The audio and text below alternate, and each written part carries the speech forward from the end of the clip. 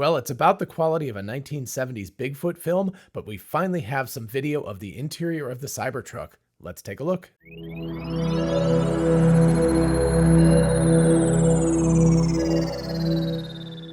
Hey y'all, it's Dr. Know-It-All. So I'm going to look at this short, it's about a 50-second video clip that was posted on X today. I can't, of course, verify that it's real, but it certainly looks like it is. The quality is so amateurish that if somebody was doing this as a fake, they're doing a really good job as a fake. A couple of quick things. Number one, I recorded this at half speed because the camera operator is moving the camera around a lot. So I slowed it down so that we could initially look at it a little bit slower. And of course, I will freeze things and try to zoom in and look at them a little closer. Also, the person is not speaking English. I think it might be an Eastern European language. I'm not exactly sure, so I didn't understand what he was saying. I, of course, will leave a link to the original in the description, so if you do happen to speak that language and you know what it is, first of all, definitely let me know in the comments, but second of all, maybe you can tell what the person's saying. He definitely says Tesla a couple of times. Anyway, so that's the caveats to all of this. You will see that this is not the greatest video quality in the world, but there are some nuggets that we can pull out of this, so it's definitely worth looking as we wait for the Cybertruck delivery event. So anyway, I'm going to go ahead and play it at half speed. It's about 1 minute and 50 seconds long here. And the first time through, I'm just going to try to let it play. You'll see it's vertical, which goodness gracious people, please do horizontal video. I know it's the TikTok generation, but still. So anyway, you can see the steering wheel, which is a sort of a combination of the yoke and the traditional round steering wheel. You can see very interestingly enough that looks like there are wireless chargers for the phones, but they are not way down at the bottom. They're actually up sort of where that center console is, which is actually very cool. I mean, I think that for a truck makes more sense, or else you'd be reaching really, really far to put the phone charger away. You can see the map data and things like that. You can see the truck. Also in the background, you can see that there's kind of a topographic sort of map. We'll see another view of that when I stop it and we zoom in a little closer. But anyway, you can see that. You can also see the batteries at 84%, but even though he's attempting to show the miles, it's not getting to the mileage. So we don't know what 84% equates to. It looks like Tesla may have disabled that so that people can't discover how many miles the trucks are able to do. So we'll have to wait for that, unfortunately. I don't know who Max is, but Max might be in trouble because I have a feeling this probably is not the greatest thing in the world for them to see. And then, of course, we've got the back seats back there. Everything's kind of angular. It continues on with that same sort of look that we're used to at this point. Can see a couple of bars, but an awful lot of glass in the way. And then really cool up here, well, he actually goes over to the sunshade first, but he puts the sunshade down. It's interesting because the sunshade is it's all glass. And so there's a kind of a sunshade just sticking in the glass right in the middle of it, but it integrates with this center sort of thing. Looks like a dock or something sticking out across there. He's turning on the hazard lights there. And you can see the camera area and the triangle in front, and of course the rear view mirror, which is all hanging from there. So it is a lot of glass there, and it looks super, super cool. So that's the video run through at half speed, but that's what we've got. All right, so let's go back to the beginning and let's freeze this frame here a little bit. You can see it's 82 out. It's 1 o'clock in the afternoon, basically 84% battery. And I was trying to look at this. I couldn't tell if that was words or some sort of like a hash thing to show what the battery percentage was. It's a little unclear.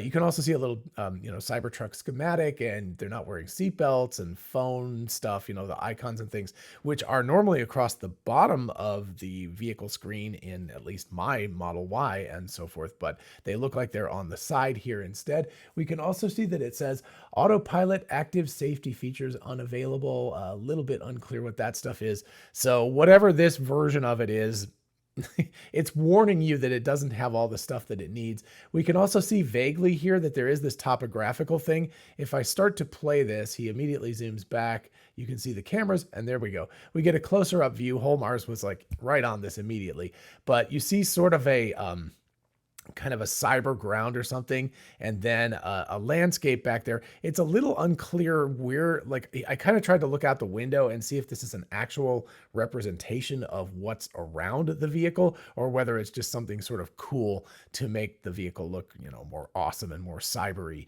when you're just looking at it in sort of a park thing. I also love that the headlights are on, even though it's daylight and everything. So I don't know that this topographical map is actually representative of anything real that's out there. It may be more of just kind of a cool visual thing when you first start up the car before you start to drive it.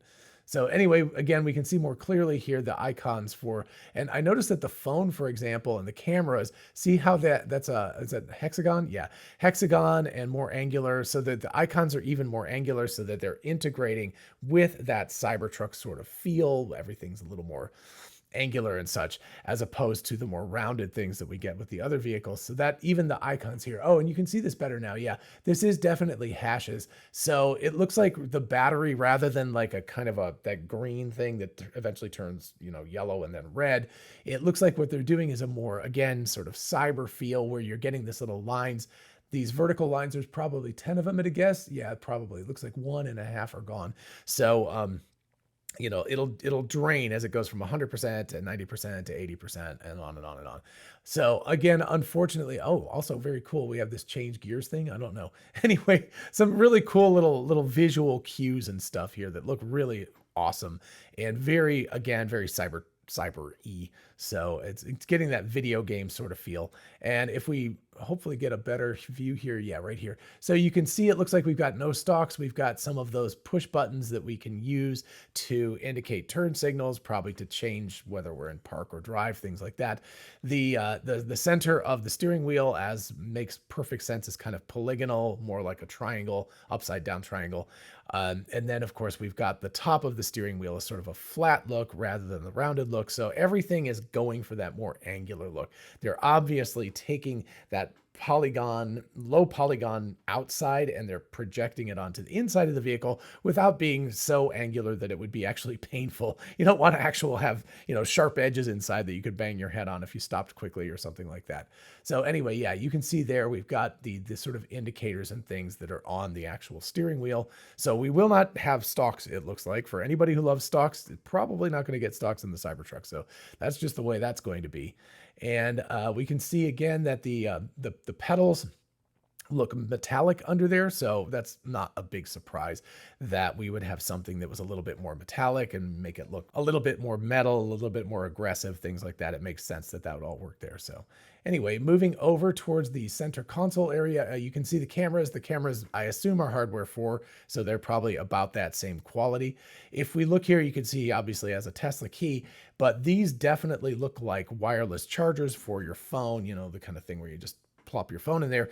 In the Model Y, SX, I believe the S and X, although I haven't really driven in them a lot, but certainly in the Model 3 and Model Y, these are on this sort of like long underneath tray area. I'm not exactly sure what that would be called, but up here you can see it's actually built into the center console. And again, that makes sense. This truck is much, much bigger. So the phone would be way, way down there. It would be like a long reach to actually have to go down there and grab your phone if it was charging way down here. So having it up here makes more sense. You can see it more easily, and it will wirelessly charge there, I assume, because it looks just like a standard wireless charger that Tesla has, at least.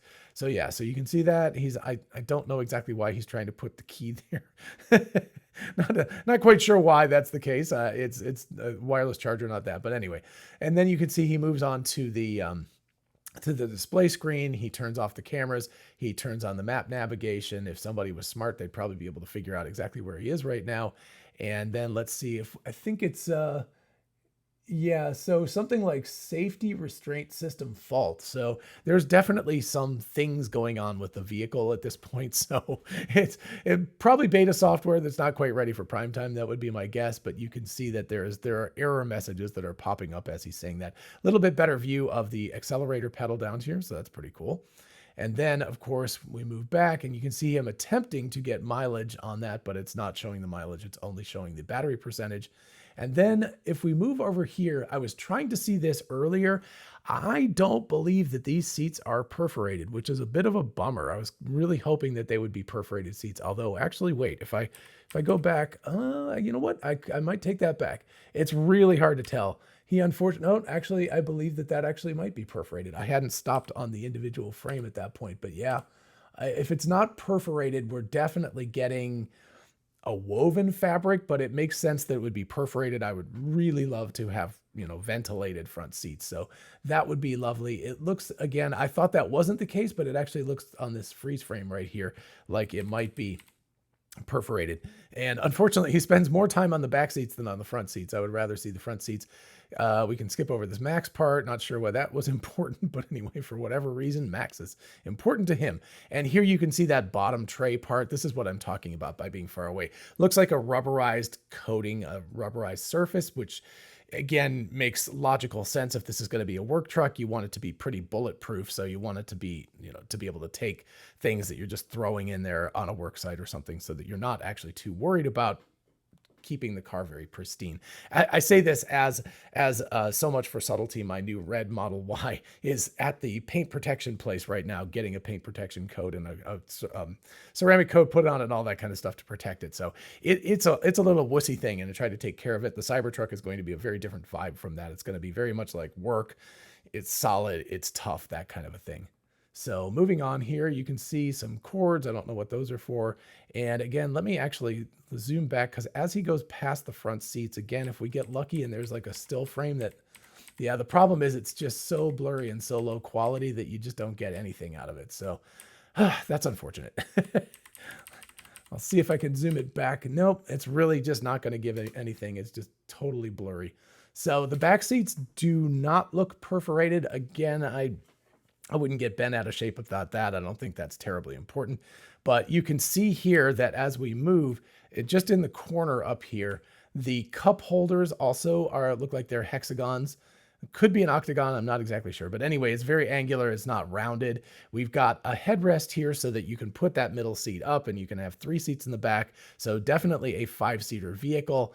And, again, it looks like that kind of standard vegan leather type of interior, or cloth, not cloth, but vegan leather, the same thing as the other vehicles, except in a gray. Yeah, here you go. You can see this better. So hexagon, yeah, right. Okay. So anyway, the cup holders are obviously placed in, created in that manner so that they look a similar kind of low poly feel to the rest of the vehicle. I really like how the design cues are being brought from the outside into the inside. The headrests have a little bit more of an angular feel. So all of that stuff, there's like soft parts here where you've got curves and things where it's touching your body, but then these top parts have this angular look so that it brings in that angularity of the whole vehicle.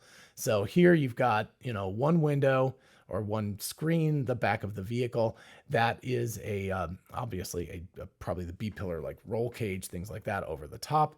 Then we've got one freaking gigantic piece of glass. And I guess there's probably another bar here, it looks like, but really big piece of glass, a bar going across here, and then that extrusion that comes down from that bar with the camera setup and with the rear view mirror.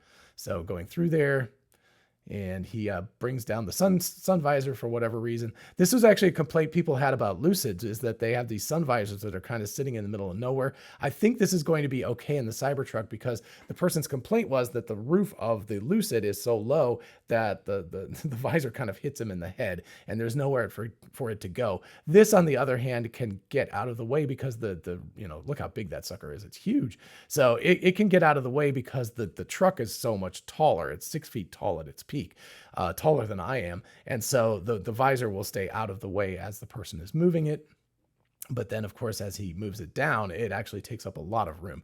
And you can see as we move over towards the middle that you've got this connecting point here. So rather than it just floating in the air or something, it's actually got some sort of probably little ball and socket sort of thing where it's in there, and then you can pop it out if you want to move it. So it's a reasonably elegant solution to a complex problem of having that much glass. I really like the look of this sort of pier or dock or whatever that's coming out. And then again, the angularity of the camera housing area for the hardware for cameras. And of course, the rear view mirror, you've got to have a place to put that as well. So good stuff. And then obviously that's the hazard light area. So he's very intrigued by the hazard light area. Anyway, so lots of interesting, good stuff. Again, you can see that the design cues have been brought in from the outside of the vehicle, the very, very angular outside of the vehicle, into the interior of the vehicle. All shades of grays, shades of dark gray, shades of light gray, some white and things like that. The icons on the display have been given a little bit of a cyber makeover. The truck itself, see, again, it looks like it's relatively flat out here and there's not mountains around. So I believe if we go back all the way to the beginning here, that we can see right here. This, I believe, is fake. I think my guess is that it's just a cool looking screen at the beginning when you boot up the thing before you start driving, especially because it looks like it's at night with the lights on, and clearly this is daytime that he's at. So anyway, it's a cool look. It's very, very awesome. I love the design of the icons on the display. I think that the interior, especially as I discovered, it looks like it's perforated front seats. So that should hopefully provide cooling. That's like my biggest bugaboo about the cars that I have right now, is that I live in a hot climate and I'm a person who sweats. So I would love to have perforated ventilated seats. And so hopefully that will be there in the Cybertruck. Even if it's supposed to be a work beast, I'd still like to be comfortable in it as well. So all looks pretty fantastic. I'd love to know what you guys think, if you discovered anything. And by the way, if you haven't seen this, of course I had to wear my Cybertruck shirt today. Always, the merch store link is in the description of every video, so you should go check that out and get yourself some Cybertruck stuff in preparation for the Cybertruck delivery event.